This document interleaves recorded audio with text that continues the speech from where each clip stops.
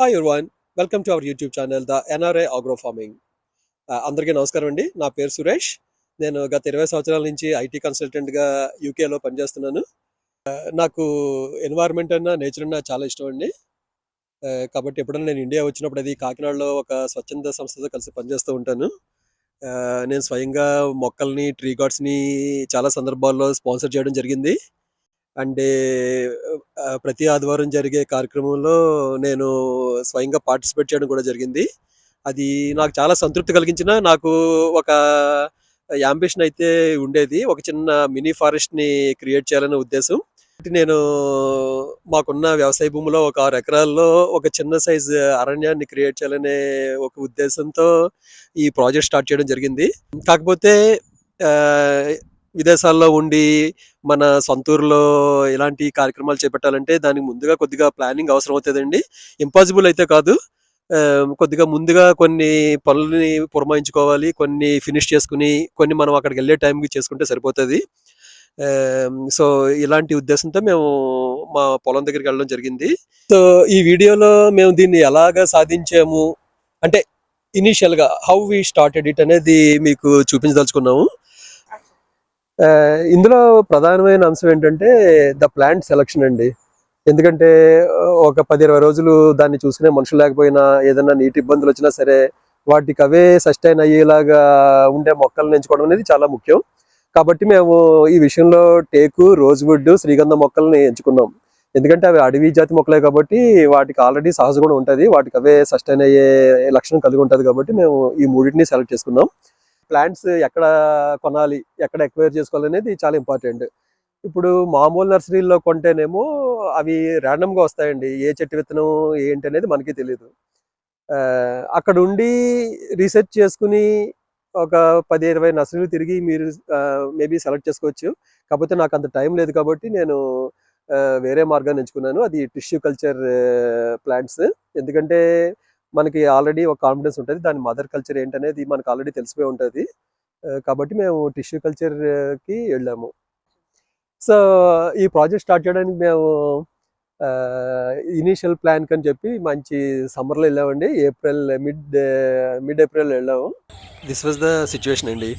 మొత్తం మొక్కజొన్న అంతా కూడా పరిచేస్తుంది. సో మేము అక్కడికి వెళ్ళేసరికి వర్కర్స్ అందరూ హార్వెస్టింగ్ చేస్తున్నారు. వాళ్ళని చూసి నాకు కూడా చాలా ఉత్సాహంగా అనిపించి రంగంలోకి దిగుదాం అనుకుని మా దగ్గర ఆల్రెడీ లీజుకి తీసుకున్న బాబ్జీ గారిని అడిగామాట, ఏమంటే మేము కూడా కొయ్యొచ్చా అని. మరి అడగకుండా దిగిపోతే ఎలా పొలంలోకి? మీదే కదండి, తెలియకుండా ఎక్స్పీరియన్స్ తెలియకుండా వెళ్ళిపోతాం.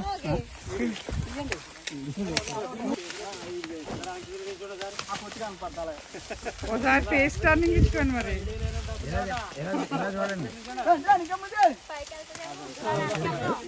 That's it, easy peasy. So yeah, సూర్యుడితో పాటు అందరూ ఇంటికి వెళ్ళిపోయే టైము. నెక్స్ట్ రోజు మార్నింగ్ వచ్చేసరికి వాళ్ళు కట్ చేయడం స్టార్ట్ చేసి ప్యాకింగ్ చేయడం కూడా మొదలుపెట్టారు.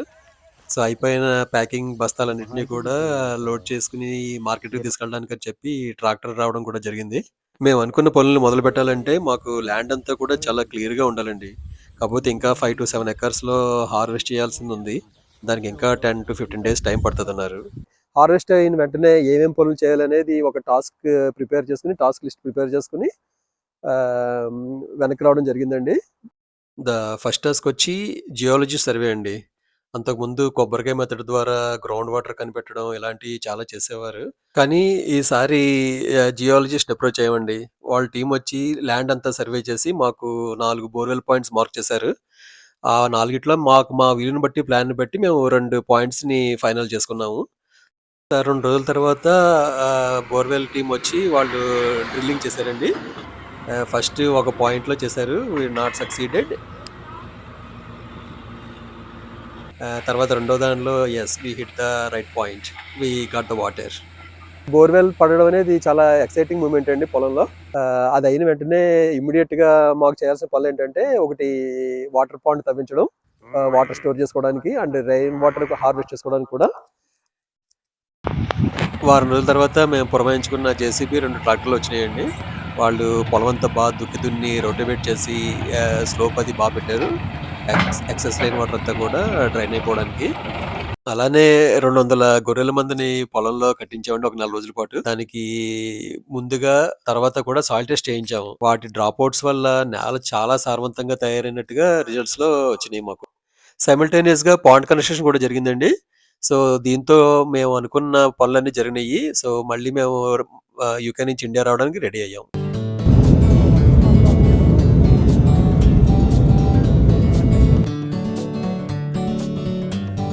So, we are back to the farm again. చెయ్యాల్సిన ఇంపార్టెంట్ థింగ్స్ ఏంటంటే, బోర్‌వెల్ పాయింట్ నుంచి వాటర్ పైకి తీసుకొచ్చి, వాటర్ పండ్‌ని ఫిల్ చేయడం. సెకండ్ థింగ్ వచ్చి షెడ్ కన్‌స్ట్రక్షన్ అండి. అట్‌లీస్ట్ రూఫ్ వరకు అయిపోయిందంటే, రూఫ్ మీద సోలార్ ప్యానెల్స్ పెట్టాలనేది ఐడియా.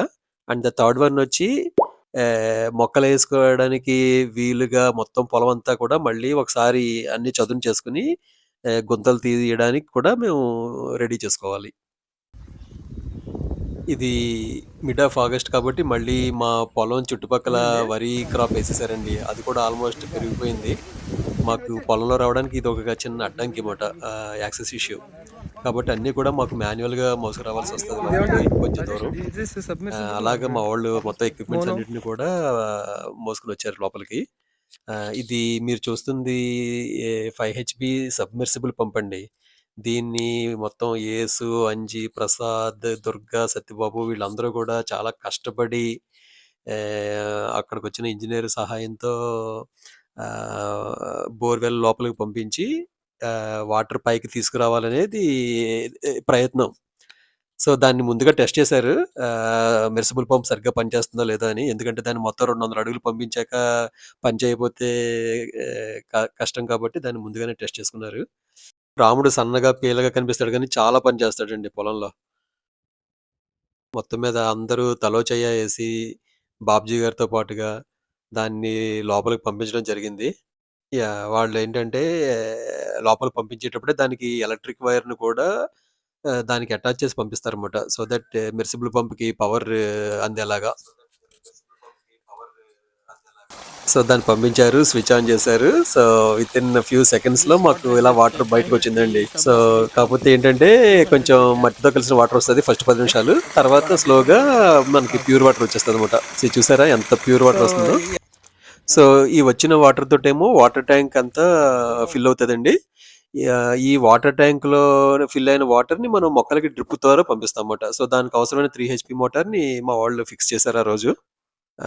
ఫిక్స్ చేసాక డ్రిప్‌కి కనెక్ట్ చేసే ముందే ఒకసారి టెస్ట్ చేశారండి. ట్యాంక్‌లో వాటర్‌ని ఆ 3 హెచ్‌పీ మోటార్ ఎంత పవర్‌తో తీయగలుగుతుందని.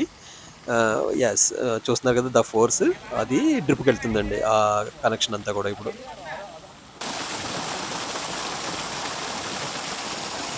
సో, మొక్కలకి యూనిఫార్మ్‌గా, సఫిషియెంట్‌గా ఫెర్టిగేషన్ ఇవ్వాలంటే drip is mandatory.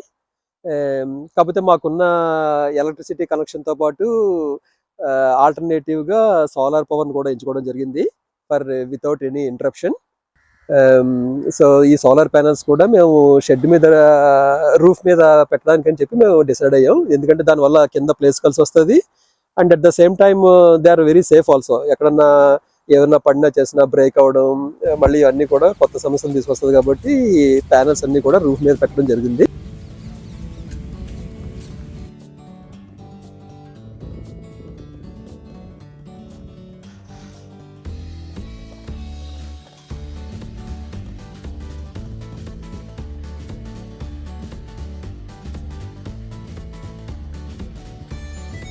So, almost all the pre requisites complete అండి.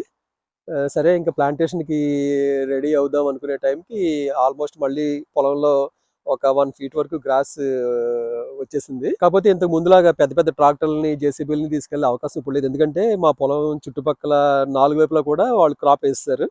కాబట్టి we need a mini versions of tractors. So in that way we choose the mini rotavators and grass cutter and earth augers. ఇవన్నీ కూడా చాలా ఈజీగా లోపలికి పట్టుకెళ్ళిపోవచ్చు. మీరు ఇవన్నీ కూడా చూడొచ్చు ఈ వీడియోలో.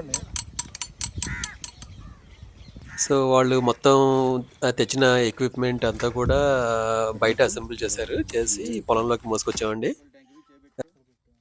మొత్తం అన్నీ ఆయిల్స్ అన్నీ అందులో ఏసాక వాళ్ళు how to restart it, how to use, how to maintain it అన్నీ కూడా చెప్పి ఒక చిన్న ప్రాక్టికల్గా కూడా అందరితోటి చేయించారు హౌ టు యూజ్ ఇట్ అనేది. That was really beneficial for our staff.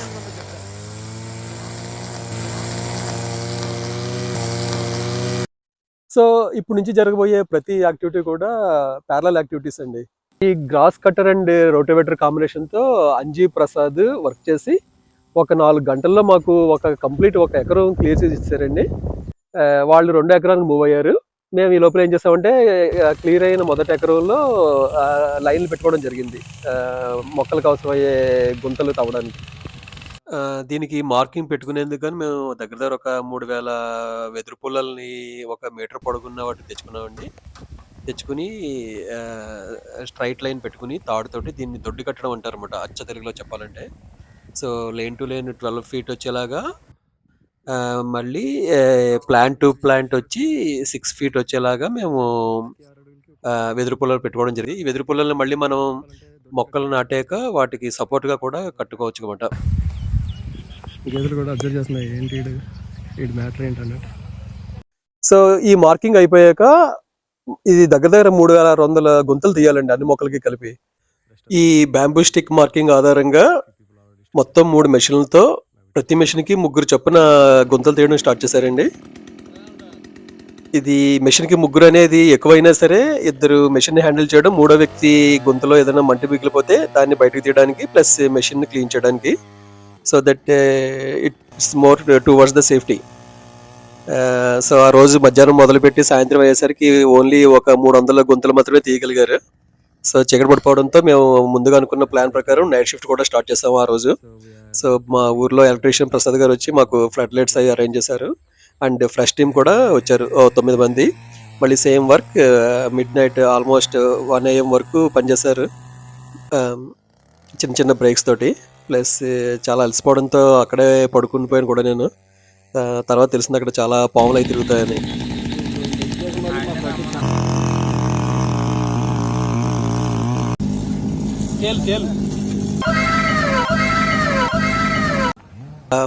Morning 6 గంటల నుంచి అర్ధరాత్రి 1 గంట 2 గంటల వరకు 3 షిఫ్ట్లో పనిచేస్తే అలా 2 రోజుల్లో తీయగలిగామండి మొత్తం 3600 గుంతలు.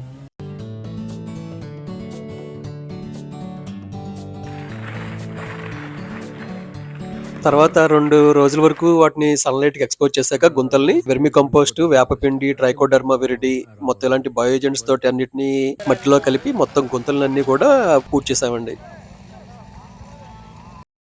సో డ్రిప్ సిస్టమ్కి సంబంధించిన మెటీరియల్ అంతా కూడా ఈరోజు పొలం వచ్చిందండి. ఈ వారం రోజుల్లో ఏం చేసామంటే 20 నుంచి 27వ తారీఖు వరకు ఏం చేసామంటే మొత్తం ల్యాండ్కి డ్రిప్కి సంబంధించిన సిస్టమ్ అంతా కూడా వాటికి కావాల్సిన పైప్ లైన్లు ఎలా వేసుకోవాలి ఏంటి దాన్ని తవ్వే కార్యక్రమం అన్నీ కూడా చేయడం జరిగింది. అందరూ కూడా చాలా కష్టపడ్డారు ఆ 3 రోజులు. ఎందుకంటే పొలంలో చాలా భాగం తవ్వాల్సి ఉంటుంది. పీవీసీ పైప్స్ అవి కూడా అండర్ గ్రౌండ్ లో పెట్టడానికి. గోతులు తవ్వి పీవీసీ పైప్స్ పెడదాం అనుకునే లోపల చాలా వర్షం వచ్చిందండి ఆ రోజు. ఆల్మోస్ట్ 6th డే అన్నమాట ఇది. అప్పటిదాకా చాలా ఎండలు చాలా గట్టిగా వచ్చాయి. బట్ ఆ రోజు వర్షంతో ఆఫ్టర్నూన్ నుంచి ఇంకా పని మానేసి అందరూ ఇళ్ళకి వెళ్ళిపోయారు. మనం అనుకున్న ప్లాన్ ప్రకారం the borewell is ready, the water pond is ready, the solar power is ready, and the drip system is ready, and గుంతలు కూడా రెడీ అయిపోయినాయి. సో ఇవన్నీ కూడా మనం 17వ తారీఖున మొదలుపెట్టి 26వ తారీఖు కల్లా అన్నీ రెడీ చేసుకోగలిగాం. రేపు ఆగస్ట్ 27 మొక్కలు రేపు పొద్దున్న 7-8 గంటలకల్లా మా పొలం దగ్గరికి వస్తాయి. అండ్ అక్కడి నుంచి ద ప్లాంటేషన్ కార్యక్రమం స్టార్ట్ అవుతుంది. Plants arrived from Hyderabad AZ Heritage, and Rishi, Harshi, everyone was here. So the Monday 29th of August 2022 morning 6 o'clock కల్లా దగ్గర మాకు 35 నుంచి 40 మంది వర్కర్స్ వచ్చారండి. వాళ్ళతో పాటుగా my daughters Rishita and Harshita and my brothers Prashant and Bhaskar, మా మావయ్య గారు, మా వైఫ్ అందరూ కూడా చాలా హెల్ప్ చేశారు ఆ రోజు. ఈ రొటివేటర్ కమ్ ట్రాక్టర్ చాలా బాగా ఉపయోగపడిందండి. ప్లాంట్స్‌ని మొత్తం ఎక్కడెక్కడ డిస్ట్రిబ్యూట్ చేయడానికి. కాకపోతే కొంచెం ప్రాక్టీస్ అవసరం పడింది.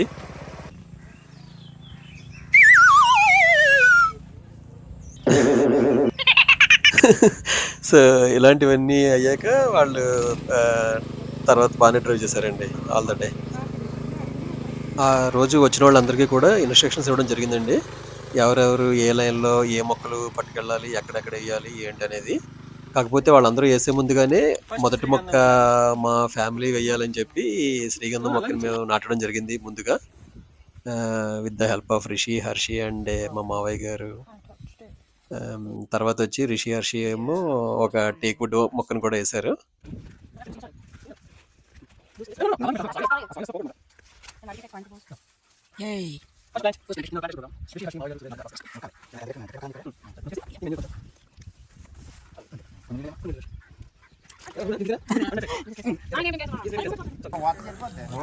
Finally our dream project started this morning.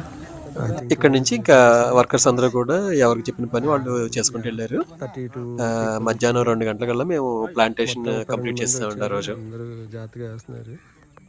మా రిషి, భాస్కర్, మావయ్య గారు అందరూ కూడా సూపర్గా చేస్తున్నారు వర్క్.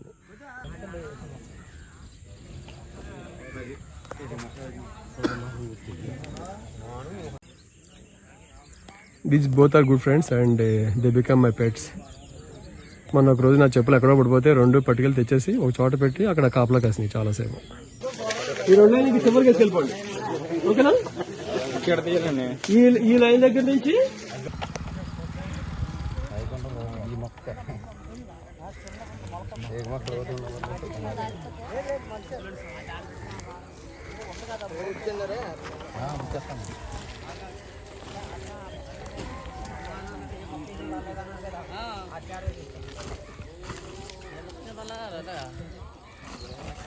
హే రిషి,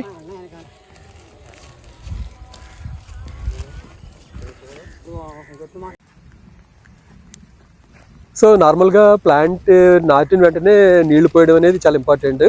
కాకపోతే కొంచెం ఆ ఒక్క విషయంలో మేము స్లిప్ అయ్యామండి. ఫర్ సమ్ రీజన్ డ్రిప్ ఎందుకో పనిచేయలేదు. That is a technical fault. మాన్యువల్గా పోయిద్దామంటే 6 ఎకరాల్లో ప్రతి మొక్కకి వెళ్ళి వాటర్ పడడం అనేది ఇట్స్ ఏ డిఫికల్ట్ టాస్క్. అలా అనుకుని మేము స్టార్ట్ చేసాము మాన్యువల్గా పోద్దామని. కరెక్ట్గా 4 ఆ టైంకి ఏమైందో తెలియదు, చాలా బాగా వర్షం పడిందండి ఆ రోజు. నైస్ డ్రిజిలింగ్ అండ్ నిజంగా భగవంతుడే మాకు చాలా సహాయం చేశాడు అనిపించింది ఆ రోజు.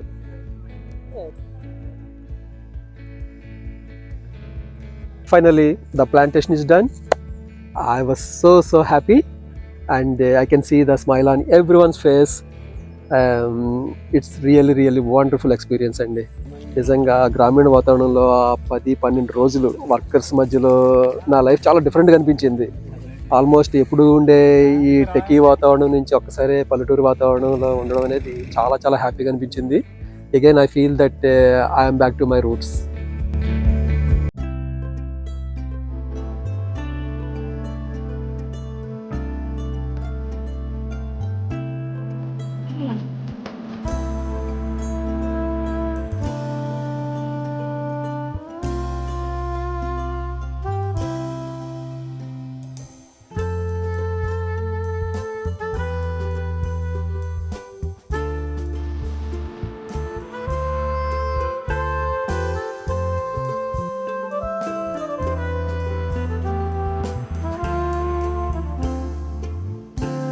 ఇంగ్లాండ్లో ఉన్నంతసేపు ఇలా ఉంటుందండి, కానీ ఇండియా వస్తే ఇలా ఉంటుంది.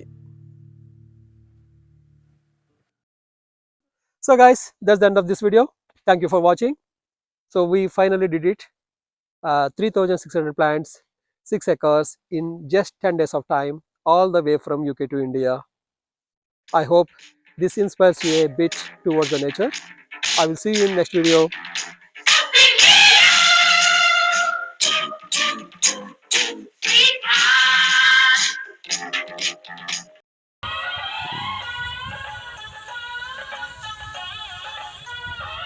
ఇది 60 అయిపోయింది.